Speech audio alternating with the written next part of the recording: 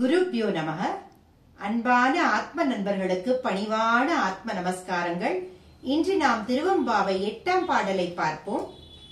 கோழி சிலம்ப சிலம்பும் குருகு எங்கும், ஏழில் இயம்ப இயம்பும் வெண் சங்கு எங்கும், கேழில் பரஞ்சோதி கேழில் பரங்கருணை, கேழில் விழுப்பொருட்கள் பாடினோம் கேட்டிலையோ, வாழி இதென்ன உறக்கமோ வாய்த்திரவாய், ஆழியான் அம்புடைமை ஆமாறும் இவ்வாறோ, ஊழி முதல்வனாய் நின்ற ஒருவனை, ஏழை பங்காளனையே பாடேலோர் எம்பாவாய்.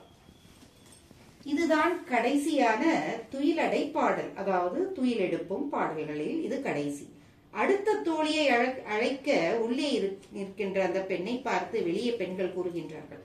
அதாவது ஒளியை வைத்து, முதலில் தூரத்தில் உள்ள ஒளியை வைத்து, பறவைகள் அதாவது கோழி கூவுகின்றதே அது கேட்கவில்லையா? சரி, போனால் போகட்டும். பக்கத்தில் ஒளி எழுப்பும் குருகு பறவை சத்தமிடும் ஒளி கூடவா கேட்கவில்லை? அதுவும் இருக்கட்டும்.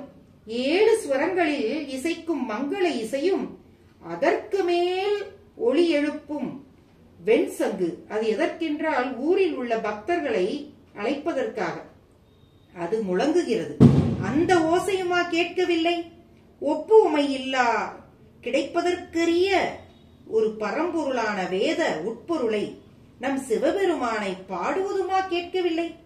அதை கேட்டுமா உறங்குகின்றாய்? நீ வாழ்க. சரி, நீ எழுந்து கூட வர வேண்டாம், வாய் மட்டும் திறந்து பதில் கூறலாம் இல்லையா? ஆழியான் அன்புடைமை, அதாவது அன்பே கடலாக இருப்பவனுக்கு காட்டும் அன்பு இதுதானா? இவ்வளவுதானா? ஊழி முதல்வனாய், அதாவது ஊழி காலத்தில் பிரளயத்தில் எல்லா ஆன்மாக்களும் சென்று ஒடுங்கும் ஒரே இடம் அது அவன் ஒருவனே.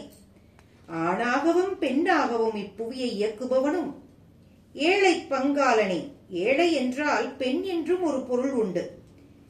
பெண்ணிற்கு இடபாகத்தை கொடுத்தும் அர்த்தநாரீஸ்வரனாக காட்சி அருளி திகழும் நம் சிவபெருமானை தொழ விரைவில் எழுந்து வர வேண்டாமா என்று அழைக்கின்றார். அதாவது தொடர்ந்து வருத்தும் பிறவி நோயை நீக்க உதவும் முறைகளை நமக்கு கூறுகின்றார். ஒளி தோன்றினால் இருள் விலகித்தான் ஆக வேண்டும். யுகம் யுகமாக இருண்டு இருந்தாலும் ஒளிக்கு முன்னால் இருள் இம்மி அளவு கூட நீடித்து இருக்க முடியாது. அப்படியே இந்த பிறவிதோறும் பல பாவங்களும் மாயைகளும் சூழ்ந்திருக்கும் இந்த ஆன்மாவை நம் ஈசனான சிவபெருமான் ஆட்கொண்டு விட்டால், அந்த அருட்பெரும் ஜோதி இந்த மாயை, இந்த இருளை அனைத்தையும் பணியாக மறைக்க செய்து விடுவார். ஈர்த்து நம்மை ஆட்கொண்ட எந்தை பெருமானை இவ்வேளையில் பாட வேண்டாமா? உறக்கம் எனும் மாயையை விட்டு அகன்று வா தோழி. இந்த மாபெரும் செல்வமான 5 எழுத்தை ஓதக்கூடிய அற்புதமான மார்கழி அதிகாலையில் உறங்கலாமா?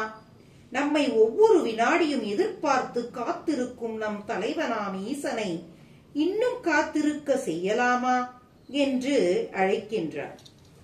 ஆகையால் வாருங்கள், நாமும் அந்த 5 எழுத்து மந்திரத்தை ஓம் நமச்சிவாயத்தை கூறி நம் எந்தையின் அருளை ஆசியை பெறுவோமாக. ஓம் நமச்சிவாய. கிருஷ்ணார்ப்பணம்.